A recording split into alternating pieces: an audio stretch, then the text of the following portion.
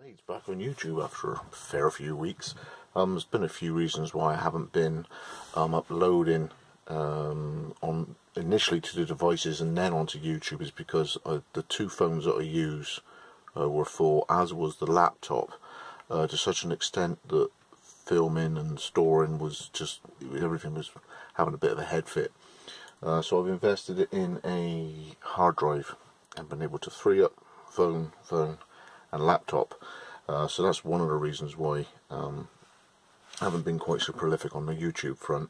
The other thing was I was waiting for deliveries in order to actually achieve something. A brass took 3 weeks to arrive, a few ferrules to, so I was just filling in on leather work.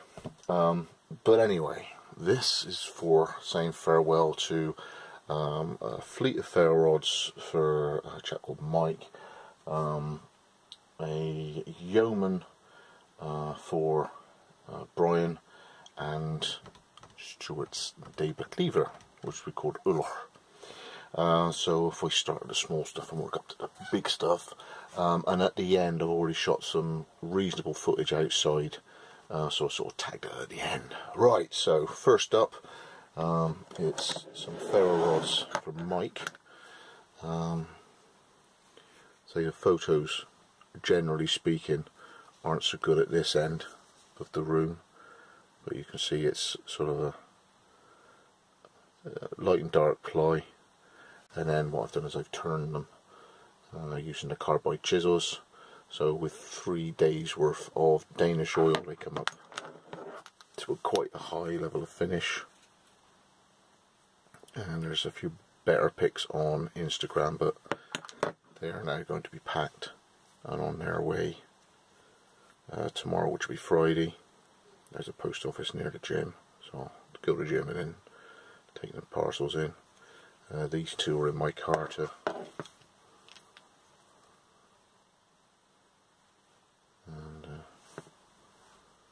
yeah, very satisfied that they were done. Very small stock, so what I've done is I've sort of ripped that job off in terms of making money, and I've invested in 2 bits of kit. One is a very heavy, thick drill vise. It's called a freeway vise, so it's 90 degrees as it is, 90 degrees on its side and 90 degrees when it's up like that. It's more an engineering piece of kit.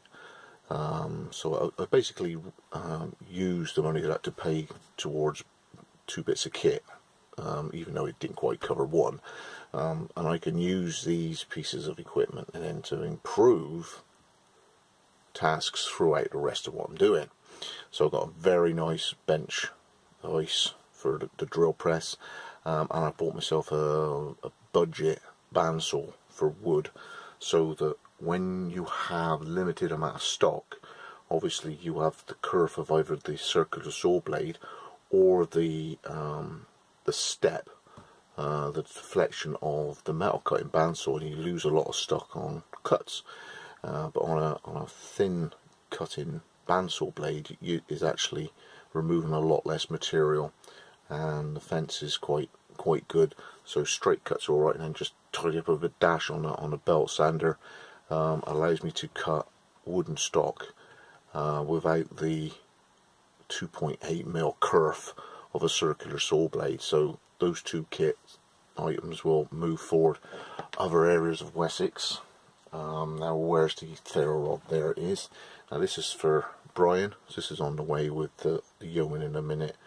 A bit of a one-off, so suggestion from it was Mr. Scooty about using some aluminium and then mimicking the image of what the knife blades appearance is, you know, metal liner wood, in order to give him a bit of a specially ferro rod, and I did that in new. It's a real swine to work on because you have to bullseye the aluminium in order to pilot it, in order to out a bit more, in order to put in your 8mm for your ferro rod or your 9mm for your ferro rod. It's a real swine because all it wants to do is not go down the hard aluminium, but rather to deflect off into the softer U. So that was one of the reasons that the the nice new machine vise that I've got really helped out, because I can get it absolutely vertical and make sure there was no deflection. You know, it's one of them things where a £15 drill press vise really isn't going to help, because the jewels are so low. You're trying to hold it like this, whereas this one's, the jewels are like that, and it's held completely across the length of the ferro rod billet blank, as it were, and then I'm drilling down through with a 2, then a 4, and a 6, then an 8, just to try and make sure that you stay in the aluminium and not skewing off into the wood or the ferro the fibre liner. So that's couldn't have been achieved without the job from Mike, you know, putting forth for better kit. Next one I want to show is for, this is for Brian. Obviously it's the sheath with the Odin spear, Volk nut, and a raven, and it's the Yeoman, and there's another one coming through from Matt. It's ground, the one in the garage from Matt, so I've got to catch up with him. A couple of other blanks doing a similar bevel, and Matt will see his version of this style coming through for him in the next week. But things take time. The old Wessex, it's not quick. Most things are more one-offy than batch of 10. So that's on its way. Once I pack it to Brian, the good old US of A. That's green G10, G10 black liner.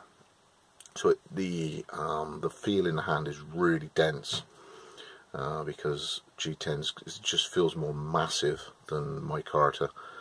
It's harder to machine than micarta, but once you get to the finishing stages of the abrasives, G10 just comes alive. It's really nice stuff. So it's sort of like fiberglass as opposed to micarta, which is more canvasy sort of base. So that's G10, and this is in 52-100. New profile Yeoman, and pretty sharp. Find a piece of something to slice. A bit of leather, that'll do. Yeah, Wessex. So in the sheath. And the thing was, I had a triple stitching, not stitching.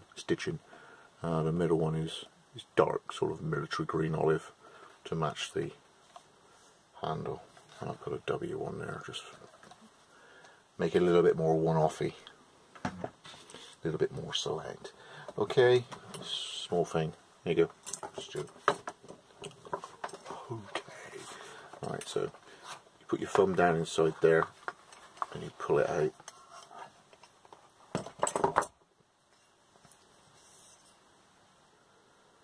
So, prototype, first off, what I did eventually was I kicked the heel back a little bit more rather than the thick end, and now it actually rocks like that.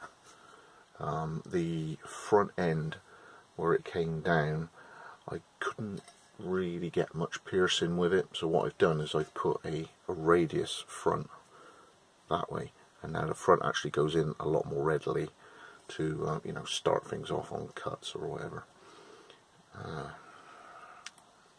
Bit of a journey, this one, but the bevel here is as thin as I can go on a jig without the belt, even on that distance, hitting the heads of the clamps on the 7K Metalworks jig. So I can't get a bevel any leaner than this unless I freehand grind. So I can go leaner, but it'll be a case of putting this on and then scribing a line on the rest of the thing, and then freehanding like that, and then chasing the grind from that stop up to the line that I've made. So I can go leaner, but this thing slices like no one's business, and I think he was after something more of a massive, impressive looking thing. and of course you can still scoop up your items that you've chopped up like that straight into the pot, and it just keeps a lot more weight. I kept this one at 4mm. I don't think you need it like 10mm. That's insane. Gets it really heavy. Pin wise, mosaic pin, Spartan mosaic pin, mosaic pin.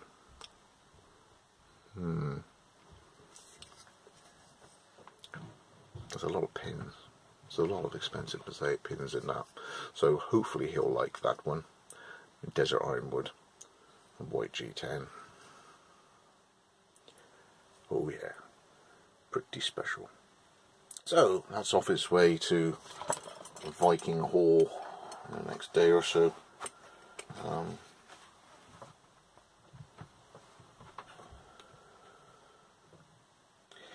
And saw an image of this bear thing on the internet, so I used that as a guide. Just enhanced it all over, made it more sort of imposing, hulked up the shoulder a bit more, improved the look of the face. So if you have a look at the eyes, you actually got a bit more of a setback in the head. So the eyes and the eyebrows stand out a little bit more. The nose is slightly changed. The hulking back's a bit more moved out, and the arms come down better. So I've used something as a guide, but just hulked it out, and then obviously drawn it to fit on the decent landscape size that I've got of the sheath, and yeah, I think he likes it.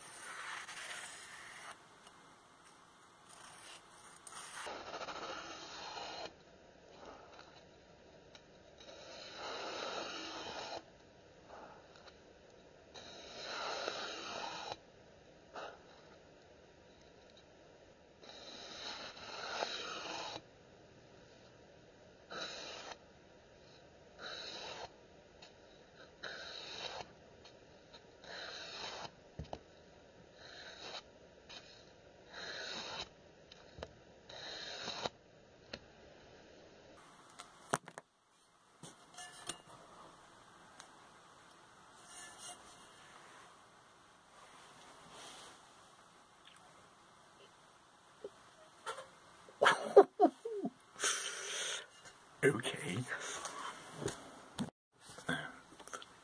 Tip.